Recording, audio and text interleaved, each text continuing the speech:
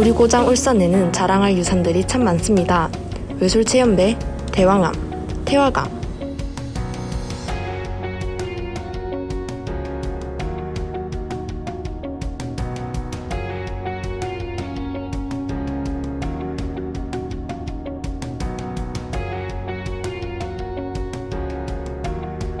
저희가 처음 둘러볼 곳은 한국석유공사인데요.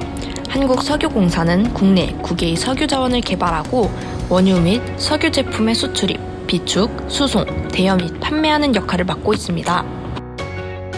근로복지공단은 취업준비생과 재직자, 실업자들이 더 안심하고 살아갈 수 있게 하는 사회보장 서비스 기관입니다.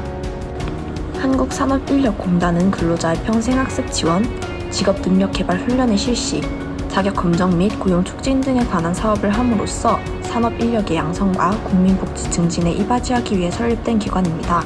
도로교통공단은 경찰청 산하준정부 기관으로 운전자, 보행자, 국민 모두가 안전한 도로 환경을 만들기 위해서 노력하는 종합 전문기관입니다. 고용노동부 고객상담센터는 고객이 필요로 하는 고용, 노동행정 관련 각종 정보 및 상담 서비스를 신속하고 정확하게 전달하는 역할을 하고 있습니다.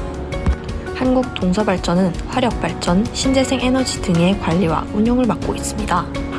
산업안전보건연구원은 노동자의 생명과 건강을 지키기 위해서 산업안전보건연구와 연구의 업무를 실시합니다. 국립재난안전연구원은 국립재난안전관리의 총괄부서인 행정안전부 소속으로 재난안전관리의 종합적인 기술개발, 정책개발을 통해 우리나라 재난안전관리를 지원하는 연구기관입니다. 마지막으로 둘러볼 곳은 에너지경제연구원인데요. 에너지경제연구원은 국무조정실 소속으로 에너지, 환경, 기후, 전 영역을 연구하는 기관입니다. 공공기관들이 지방으로 내려왔는데 주된 업무와 울산이 잘 어울리는지 궁금합니다. 저희 공단에서 하는 업무들이 노동자분들을 위한 업무를 하다 보니까 우리나라의 대표 산업도시인 울산과 매우 잘 어울린다고 생각을 하고 있고요. 다른 특별한 사례가 있다면은 최근에 울산에서 대표적인 기업이라고 할 수 있는 SK이노베이션에서 상생복지기금을 마련했다는 소식을 들었는데요. 이에 저희도 공동근로복지기금 제도를 활용을 해서 같은 기금 사업에 참여를 했고요. 뿐만 아니라 지금 조성 중인 울산 산재공공병원이 있어요. 울산 산재공공병원을 울산시와 울주군 그리고 유니스트와 같이 협력해서 전문적인 공공의료 서비스 기관이 될 수 있도록 노력을 하고 있습니다.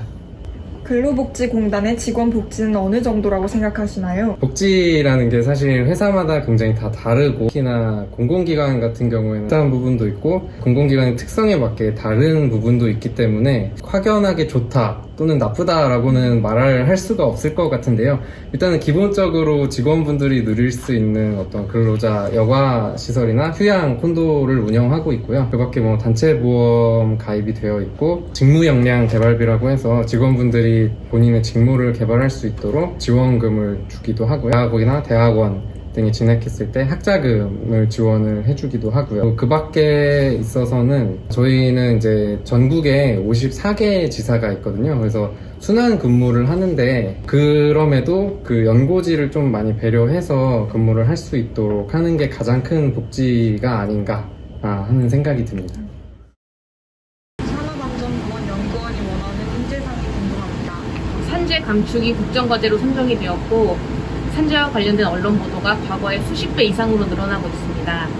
산재에 대한 정부와 국민의 관심이 어느 때보다 높아지고 있다고 할 수가 있습니다. 따라서 연구원에서는 안전보건의 중심적 역할을 수행하기 위해 전문적인 역량을 지닌 인재가 필요합니다. 또한 공직자로서 윤리의식을 갖고 헌신적으로 노력할 수 있는 인재를 환영합니다. 하지만 무엇보다도 연구원이라는 업무의 특성상 데이터와 과학의 기반 위에서 공익적 가치를 실현하기 위해서는 언어, 수학과 같은 인지적 능력뿐만 아니라 인성, 감성 등의 비인지적 역량을 함께 가지는 미래형 인재가 필요합니다. 여러 인재들이 안전보건 분야에 들어와 함께 동료로 일하게 될 것을 기대하고 있습니다. 산업안전보건연구원의 향후 추진 계획에 대해서 궁금합니다. 올해는 포스트 코로나 시대의 임무와 역할에 대해 관심을 가지지 않을 수 없는 해라고 생각이 됩니다. 우리 연구원에서도 코로나19 이후에 사업장과 노동관계가 변화하는 흐름을 주목하고 있습니다. 아마 많은 분들이 느끼고 계시겠지만 작업 장소, 작업 시간, 작업 내용 등이 크게 변화했고 앞으로도 계속 변화해 나갈 것으로 보입니다. 연구원에서는 변혁의 시대 상황 속에서 연착륙하기 위한 방안으로 팀을 꾸려 포스트 코로나 대응을 위한 프로젝트를 진행하고 있습니다. 또한 안전보건공단은 노동자들이 스스로 작업 환경에 유해물질을 측정할 수 있도록 이를 지원하는 사업을 진행하고 있습니다. 유해물질을 채취하는 작은 장치를 몸에 부착한 다음 시료 채취 후 우리 연구원으로 보내주시면 채취된 물질이 얼마나 유해한지 분석하는 사업입니다. 이 과정에서 시료를 전처리하고 분석하는 것을 자동화한 연구가 연구원의 최근 핵심 사안입니다. 이 사업을 통해서 노동자 자신이 일하는 환경에 대해 직접적이고 빠르게 위험을 감지할 수 있도록 할 예정입니다.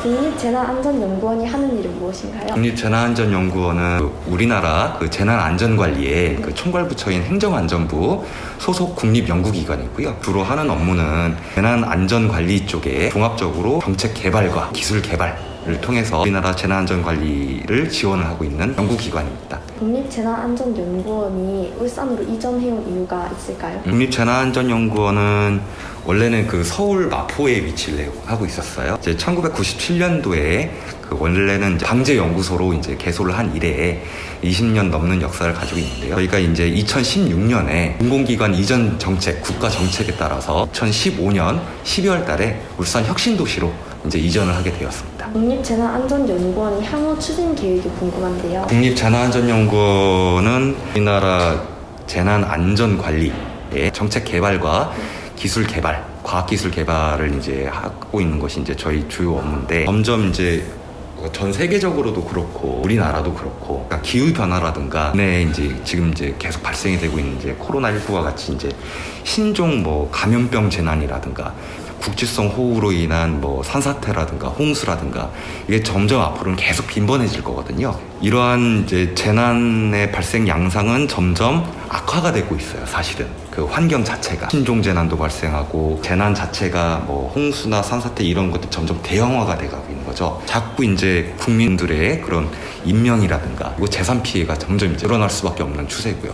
저희 연구원 같은 경우에는 국가에서 재난 안전 관리라는 거는 목표가 어쨌든 국민의 신체와 인명과 재산을 보호를 하는데 목적을 두고 있는데 그러한 역할을 총괄하고 있는 행정안전부의 지원을 맡고 있는 소속 국립연구기관이기 때문에 우리 쪽에서 200명이 넘는 석사급, 박사급 인력들이 있거든요. 그분들이 안전 분야라든가 자연재난이라고 하죠. 그러니까 홍수나 태풍이나 지진과 같은 이쪽의 관리라든가 이런 분야에서 빅데이터 기술이나 4차 산업혁명의 기술에 기반을 해서 정책 연구하고 과학기술 개발 쪽에 4차 산업혁명에 있는 기술을 접목을 시켜서 재난의 예측이라든가 당면을 했을 때 그런 대응 부분, 재난이 발생한 후에 피해 복구 부분이라든가 사회 문화적으로 위기의식을 갖게 하는 그런 안전 문화를 고양을 시키려고 그렇게 준비를 하고 있습니다.